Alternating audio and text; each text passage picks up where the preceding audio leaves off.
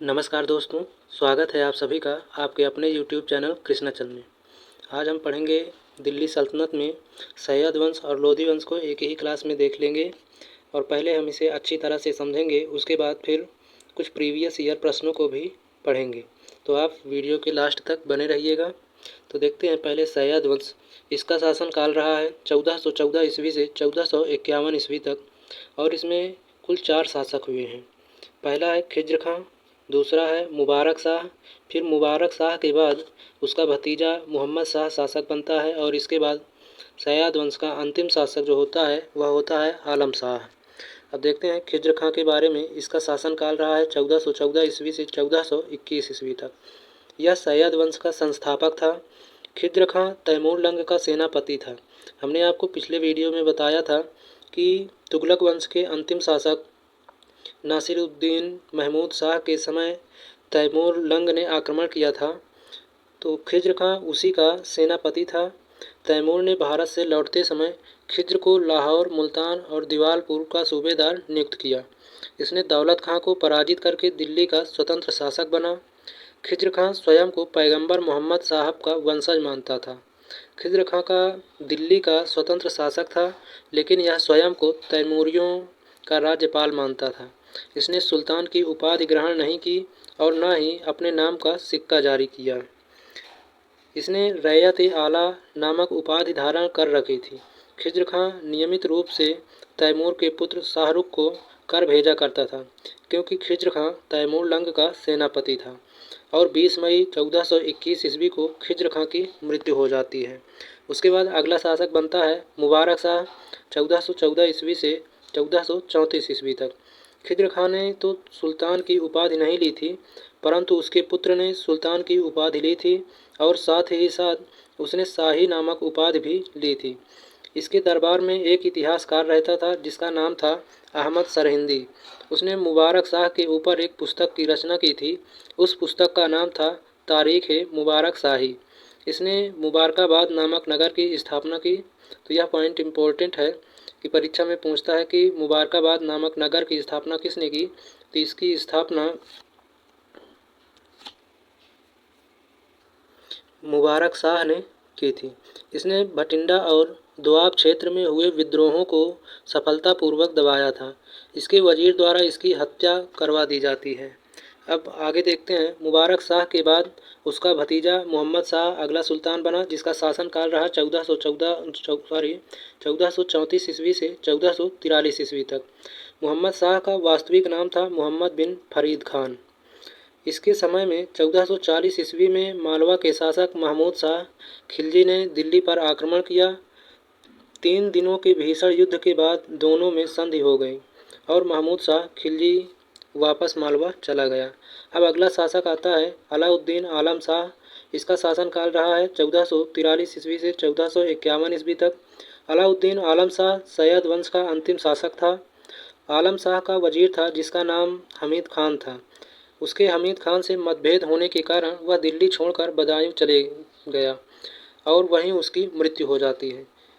उसके वजीर ने दिल्ली का राजपाट बहलोल लोदी को सौंप दिया, क्योंकि अलाउद्दीन आलम शाह की मृत्यु का षड्यंत्र बहलोल लोदी और उसके वजीर ने ही रची थी। देखते हैं अब दिल्ली सल्तनत का अंतिम वंश लोधी वंश, जिसका शासनकाल रहा है 1451 ईस्वी से 1526 ईस्वी तक। इसमें कुल 3 शासक हुए हैं। पहला है बहलोल लोदी, फिर उसके बाद सिकंदर लोदी और इसके बाद इब्राहिम लोदी। देखते हैं बहलोल लोदी के बारे में। इसका शासनकाल रहा है 1451 ईस्वी से 1489 ईस्वी तक। यह लोधी वंश का संस्थापक था। यह दिल्ली के सुल्तानों में सर्वाधिक समय तक शासन किया।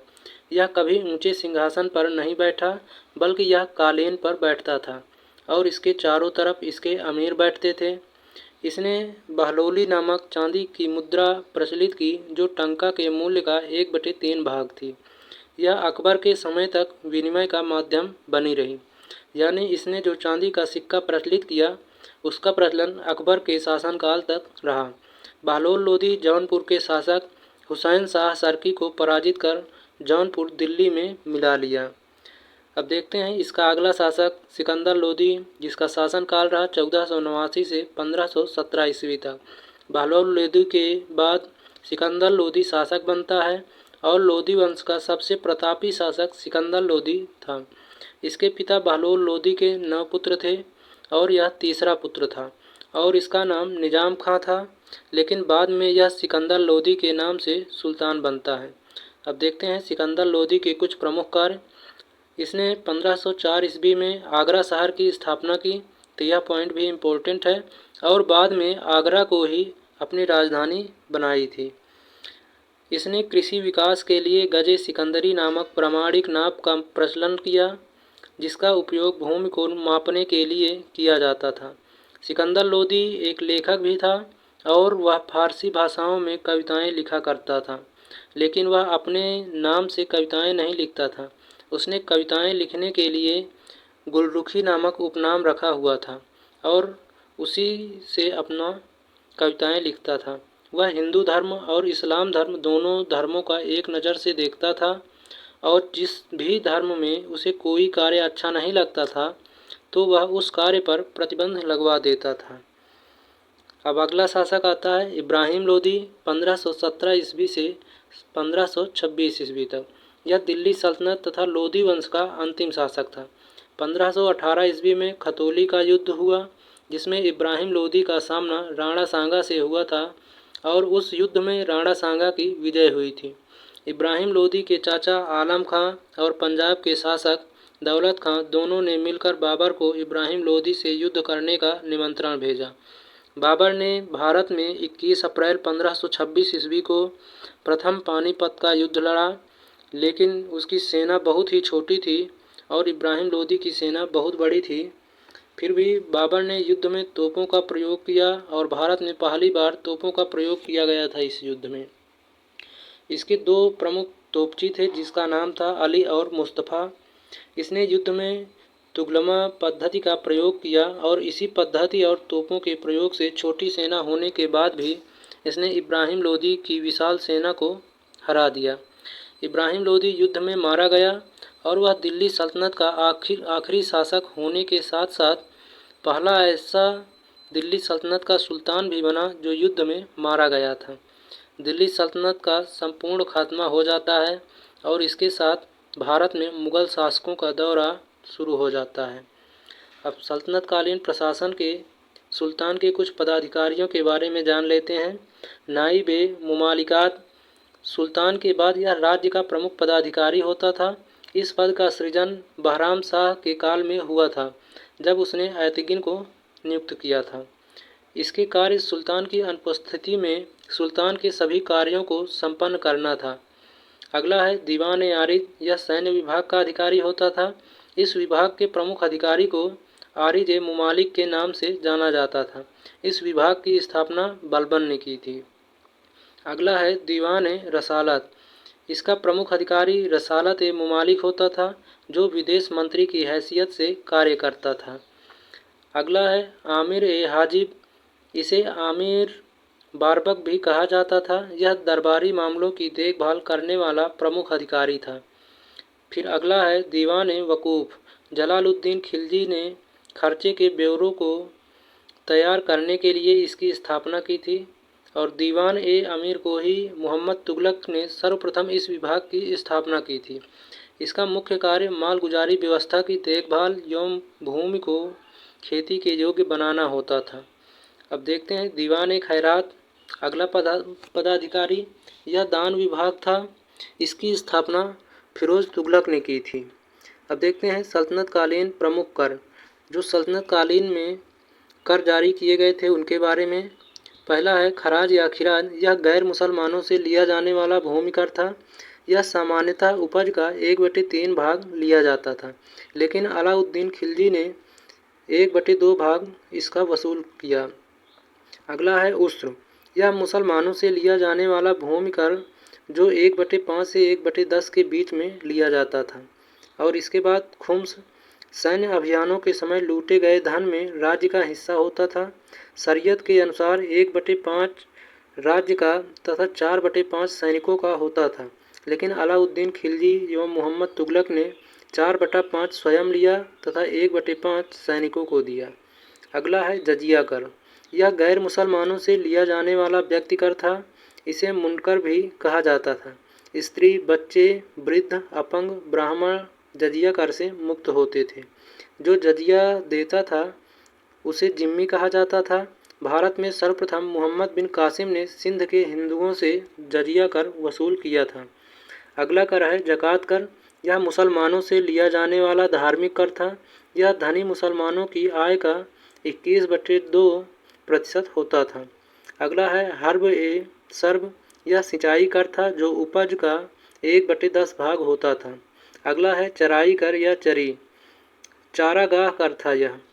अगला कर है घर गृह कर। गृह कर, इन दोनों करों को अलाउद्दीन खिलजी ने वसूल किए थे। अगला कर है तरकात। यह लावारिस संपत्ति की जब्ती से होने वाली आय थी। अब देखते हैं सल्तनत कालीन प्रमुख इमारतों के बारे में। तो कुव्वत उल इस्लाम मस्जिद, यह दिल्ली में बना हुआ है और इसका निर्माण कुतुबुद्दीन ऐबक ने करवाया था। इसका निर्माण 27 हिंदू एवं जैन मंदिरों की सामग्री से किया गया था। यह दिल्ली की पहली इस्लामी इमारत है। अगला है 2.5 दिन का झोपड़ा मस्जिद। यह अजमेर में बना हुआ है और इसका निर्माण कुतुबुद्दीन ऐबक ने करवाया था। एक संस्कृत विद्यालय को तोड़कर इसका निर्माण करवाया गया था। अगला है कुतुब मीनार। यह भी दिल्ली में है और इसका निर्माण कुतुबुद्दीन ऐबक ने करवाया था। इसका प्रथम मंजिल का निर्माण कुतुबुद्दीन ऐबक ने करवाया था और इसको पूरा करवाया था इल्तुतमिश ने। इसका नाम सूफी संत कुतुबुद्दीन बख्तियार काकी के नाम पर रखा गया है। मूल रूप में 4 मंजिल लाल पत्थर की है। फिरोज शाह तुगलक के समय में बिजली गिरने से चौथी मंजिल ध्वस्त हो गई। तब फिरोज तुगलक संगमरमर से चौथी एवं 5वीं मंजिल का निर्माण करवाया। अगला किला है सीरी का किला। यह दिल्ली में है। इसका निर्माण अलाउद्दीन खिलजी ने करवाया। मंगोलों से दिल्ली की रक्षा हेतु इस किले का निर्माण करवाया गया था। अगला है अलाई दरवाज़ा। यह दिल्ली में है। इसका निर्माण भी अलाउद्दीन खिलजी ने करवाया था। सल्तनत काल की पहली इमारत जिसमें संगमरमर का प्रयोग हुआ था, यह है अलाई दरवाज़ा। जमायत खाना मस्जिद, यह दिल्ली में बना हुआ है। अलाउद्दीन खिलजी के समय में खिज्र खां के द्वारा इसका निर्माण करवाया गया था। सल्तनत काल की पहली इमारत है जो शुद्ध इस्लामी शैली में निर्मित है। अगला है 56 कोट। यह दिल्ली में है। इसका निर्माण गयासुद्दीन तुगलक ने करवाया है। यह गयासुद्दीन तुगलक का महल था। यह सुनहरी ईंट से बना था। गयासुद्दीन तुगलक का मकबरा, यह दिल्ली में है और इसका निर्माण गयासुद्दीन तुगलक के द्वारा करवाया गया था। यह मकबरा झील के मध्य निर्मित किया गया है। अगला है सिकंदर लोदी का मकबरा। यह दिल्ली में है। इसका निर्माण सिकंदर लोदी ने करवाया था और यह भारत का पहला मकबरा है जिसमें दोहरे गुंबद का निर्माण किया गया है। अगला है मोठ की मस्जिद। इसका निर्माण दिल्ली में करवाया गया है और इसका निर्माण सिकंदर लोदी के वजीर मियाँ भुआ ने बनवाया था और यह सामने की दीवार में 5 मेहराबदार द्वार हैं। अब देखते हैं कुछ प्रीवियस ईयर प्रश्नों को। सैयद वंश का अंतिम शासक कौन था? तो सही उत्तर है अलाउद्दीन आलम शाह। सैयद वंश का संस्थापक खिज्र खां का सेनापति कौन था? तो उसका सेनापति था तैमूर लंग। अगला प्रश्न है सैयद वंश ने किस वंश को समाप्त कर दिल्ली प्रशासन प्राप्त किया था? तो इसका सही उत्तर हो जाएगा तुगलक वंश। अगला प्रश्न है सैयद वंश का संस्थापक कौन था? तो इसका सही उत्तर होगा ऑप्शन डी खिज्र खां। अगला प्रश्न सैयद वंश का अंत किस वर्ष हुआ था? तो इसका सही उत्तर होगा ऑप्शन ए 1451 ईस्वी में। अगला प्रश्न है किस सैयद वंशी शासक के शासनकाल में भटिंडा तथा दोआब में विद्रोह हुआ था? तो इसका सही उत्तर होगा ऑप्शन डी मुबारक शाह के समय में। अगला प्रश्न लोदी वंश का संस्थापक कौन था? सही उत्तर है ऑप्शन ए बहलोल लोदी। अगला प्रश्न है किसने गुलरुखी उपनाम से अपनी कविताओं की रचना की? तो इसका सही उत्तर है ऑप्शन बी सिकंदर लोदी। किसने आगरा नगर की स्थापना की? तो इसका सही उत्तर हो जाएगा ऑप्शन ए सिकंदर लोदी। अब देखते हैं अगला प्रश्न गज ए सिकंदरी का प्रचलन किसने करवाया था? तो इसका सही उत्तर होगा ऑप्शन बी सिकंदर लोदी ने गज ए सिकंदरी का प्रचलन करवाया था। अगला प्रश्न है पानीपत का प्रथम युद्ध निम्न में से किस वर्ष हुआ था? तो इसका सही उत्तर है ऑप्शन ए 1526 ईस्वी में। प्रश्न है, मेवाड़ के महाराणा सांगा ने इब्राहिम लोदी को किस युद्ध में परास्त किया था? तो इसका सही उत्तर हो जाएगा ऑप्शन बी, खतौली के युद्ध में। मेवाड़ के महाराणा सांगा ने इब्राहिम लोदी को परास्त किया था। तो दोस्तों, आज की वीडियो में बस इतना ही। अब मिलते हैं अगली वीडियो में नए टॉपिक के साथ। आज से यह दिल्ली सल्तनत समाप्त हो जाता है। अब अगले वीडियो में हम एक नए टॉपिक का अध्ययन करेंगे। तब तक के लिए जय हिंद।